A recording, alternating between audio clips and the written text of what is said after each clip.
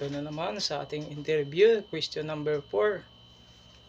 Shoutout pala sa mga taga-subaybay dyan, taga-panood ng mga kaibigan natin. Pasensya na, nagpa-practice lang tayo. Kung hindi nyo itatanong, first time ko. First time ganito at saka sa mga ganitong interview, kaya pasensyahan nyo na. Ayun na ang ating question number 4. Where do you see yourself in 5 years from now? Yan ang ating question number 4. Kaya mahirap-hirap kung wala tayong idea na isasagot talaga.